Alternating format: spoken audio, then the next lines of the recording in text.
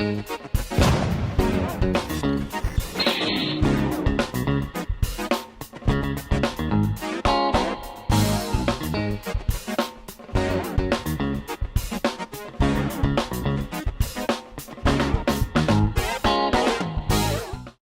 everyone, welcome back to Nat's Knacker's Yard, or should I say, my name's Nat, welcome back to the shop.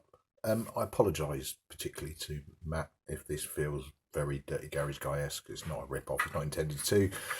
The subject matter is very similar, but it's a follow-on to a previous rant that I did on a journey back from home about Delboy's garage and his sanitisation of comments, and the fact that it leaves the viewer unable to tell whether or not he's saying is gen or not, whether or not it's useful or whether or not it's just bollocks. And frankly, pretty much discovered it's bollocks. Now I'm doing this under fair use, which is a clause within the YouTube license that says you can use it for critique or review, and I am critically reviewing Delboy's garage and actually revealing about Delboy the individual himself. Not revealing, so I'm not going to give anything away. That's not what this is for, but actually what the bloke is like. Now, it might be a rip-off for Matt's channel. I don't drink Red Bull. It's the evening. Football starts in 20 minutes. I better be quick. Right. So, it's on this video. So, just to give you some context, it's on this upload, so the Triumph Scrambler Makeover Day 6 paint day. Yay. Now, to give you some context, I don't comment, or wrong, I can't comment on Dale's channel as this channel, as Nat's Knacker's Yard, because I've been blocked. So I've said something before he's disagreed with, he's put me on his block list. Now that means that I can upload, I can make a comment, I can see that comment, nobody else can. It goes straight into Dale's blocked comments list on his Facebook, on his YouTube studio. Along with several others, I would imagine, in his case, several thousand others, judging by his comments. So he'll never see it. So I then reverted to a previous persona and a previous channel that I had, Divvy Dave, from when I first started riding, and was mostly up and mostly near misses more than anything else. Partly due to my own lack of experience, partly due to just living around Watford and people drive like lunatics on the way to work. So we put this up, and this video, I'll put the link down in the bottom. Go and watch it for comedy effect, if nothing else. He's basically rubbing down paint that doesn't need rubbing down or painting. His choice, his project, his money. Painting in a pro paint shop himself with a fleece, no paper suit, no nothing. He's rubbing down in there as well, rubbing down his paintwork in there as well. Basically, perfect example of not what to do. So, at the end of which, in my Divvy Dave persona, I put a comment on, and I'll read it out, and it's not me teaching you to suck eggs, but I'm going to have to superimpose my head somewhere, and it's probably going to cover some of the text.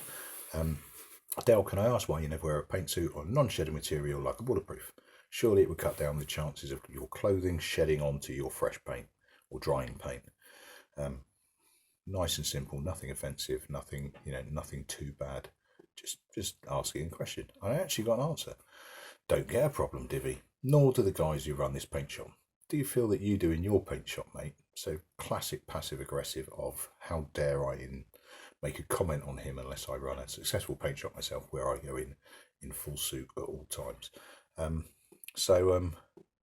I thought, well, the interaction's there, so I carried on with this comment here. If only, I can't find a paint booth near me that will let me have a go. Probably a legal thing in case I damage myself or the kit, I suppose.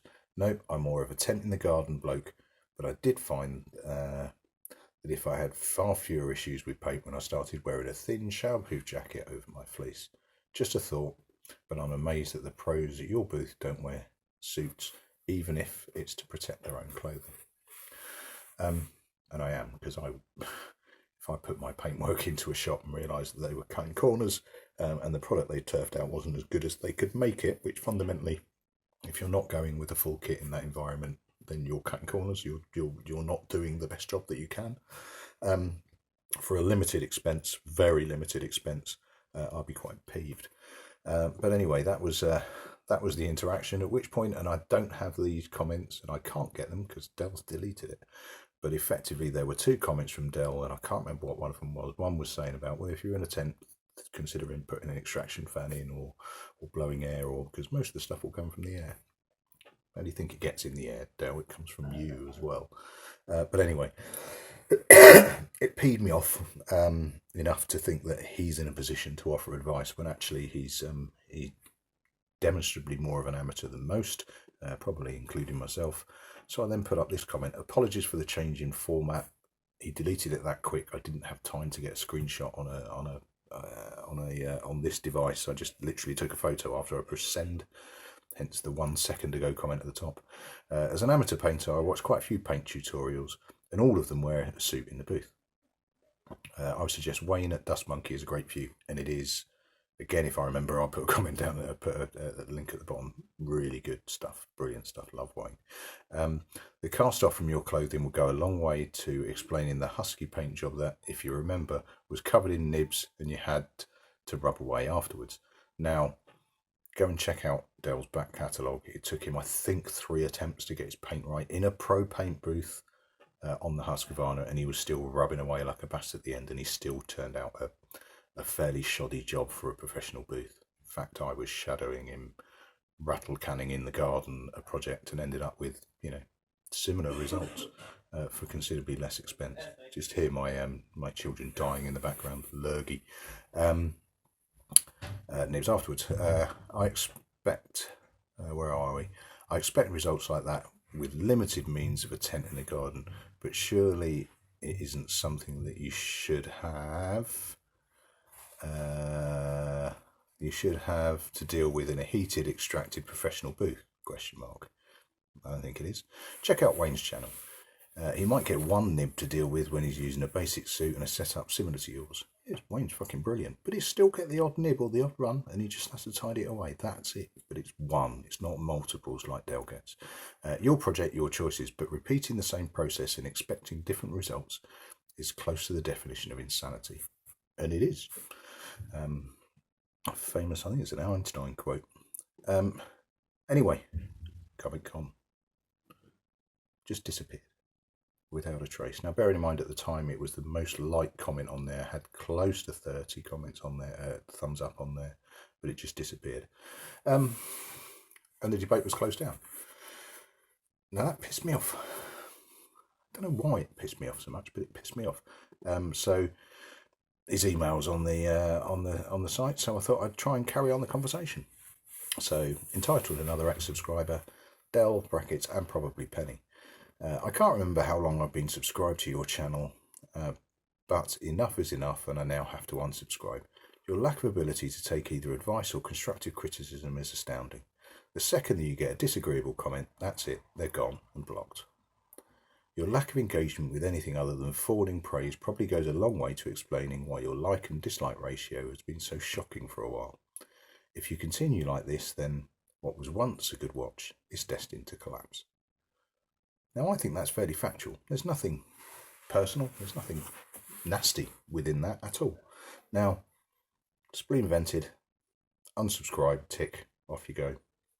I actually got a reply, and this is what I wanted to highlight, because this really gives you an insight into the guy that you just don't see in that pleasant persona that he passes across on his channel. Dear Dave, well, that's a nice email to receive. Exclamation mark, no space, exclamation mark. Not able to continue your criticisms, you resort to email and personal insults. Well, I've resorted to email because you've removed the ability for me to use any other mechanism. And personal insults, there was no personal insults in that previous email, nothing at all. For what it's worth, and you probably, and you obviously won't care, you're watching a vastly inaccurate app that tells you nothing like the true figures of like to dislike. You need to know, mate, that these apps are fake. The information is made up. I can't believe that you even think that it's real. Everyone knows it's just rubbish. We're running at just under 10% of dislike ratio, as we always have, and it's quite normal. I'm going to call bollocks on that. If I'm clever enough, I'll put some of the last few videos while I'm talking rubbish and just flash them up. But no. Now, I happily concede they won't be 100% correct, but they're close. And they're certainly not as far off as Del Bollocks is trying to make out there. So he reckons he's on a 10% dislike ratio. It's 50% plus. easy. Now, that's fine. If you want to prove me otherwise, Dale, and you're never going to watch this anyway, but you know, then just take a screenshot. Take a screenshot of your YouTube studio. Go on, go for it. Just see if you can prove it that way. Because that's bollocks. Now, the show likes, show dislikes isn't 100%. It's probably around 90%. Probably higher than that, but let's be conservative and say it's about 90%. Is nowhere near off as far as old Dale's trying to work out there. But anyway, that's rubbish, big fella. Carrying on, it's clear you follow a certain quarter of the YouTube, two different words, okay, community, negative and hateful, and spreading loathing wherever it can. I engaged you fairly, mate. You spoke with an authority at the beginning, and you were happy to admit that you've nothing more than a tent in your garden, so I offered you some helpful suggestions if you were going to do that again, as I've done it myself. Yeah, you have, and I think I've produced better results than you have in a booth. My points were endorsed by 2 other creators. Really, there's no way of telling that because the comments are gone. I remember seeing one other person commenting on there saying, yeah, I use rattle cans in my garage and I've never worn a suit. Well, no, neither have I in my garage. Neither have I in my tent, but at least I have a non-shedding layer over the top. Seems a bit over the top for me to wear a paint suit when I'm in a tent in my garden. When you're in a full booth, heated, extraction, the full shebang, why wouldn't you? Yeah, my points are endorsed by 2 other creators. Really? Because I had 30 likes in my comment before you deleted it. The reason it was taken down, and this is the bit that really gets me, the reason it was taken down because you made it a spectacle by becoming insulting. Really? Let's just hike back. What was insulting in the bit that, you know, the last bit that I had on there before it was deleted? Which read, and I'll fling it back up on the screen, amateur painting, check out this site. The cast off from your clothing would go a long way to explaining the husky paint job that, if you remember, was covered in nibs and you had to rub down afterwards. I expect the results like that from my limited means in the garden, but surely something you should not have to deal with in a heated booth with extraction professional, blah, blah, blah, blah, blah. No, I'm good, thanks, bud. Yeah, so I fail to see what's insulting within that, but we shall see. Now, the final bit, because this is rattling on and I'm not into an hour uploads a time, was considering going back. Oh no, and the final bits here. Having watched your channel, it's no longer. It's no wonder you argue with so many people and you seem to spend your life ranting at car drivers on the road, and much of the time for no reason at all. You seem to be a very angry man, my friend. To be fair, my Divvy Dave channel was mostly me shouting at cars for trying to kill me, which is why I don't do it anymore, because I don't find that stuff fun anymore. There was a time, but yeah, that's why there also hasn't been an upload on that channel for 2.5, 3 years. Anyway, chill out and be happy, fella. Life is too short to be so hateful. Stroker. Anyway, going back to his initial comment, when I pointed out, why don't you wear a paint suit? Don't get a problem, Divvy, nor do the guys who run this paint shop. His next upload, he is dealing with his paint, first removing a few nibs with 3000 grit buffing pad. So you don't get those problems, and yet the first thing you do on your next upload is to get rid of all the nibs. And by get rid of all the nibs, you don't even fucking get rid of all of them. If you look in, well, what, 2 o'clock on there, about 1 inch in, there's one massive one there, and that's directly under the nose of the rider. Really? I couldn't help it. I had to put a comment on. Do you not think you get less nibs to deal with if you wore a paint suit? Oh, and you missed, and you misses, oops, and you missed a huge one at 13 o'clock from the fuel cap and 1 inch out. Have a great weekend. I was blatantly just taking the piss, or pissed, but I'm the only one that can see that. None of you can. He won't, because it will just go in his massive deleted files inbox, or blocked users inbox. So it leaves us with this man. Do you really want to trust him? No. This will be the last one of these I do. Matt, thank you for letting me hijack your format. I say thank you for letting me. I've done it and haven't asked, but yeah. I won't be doing another one because I'm not watching this bell end again. Cheers all. Catch you later.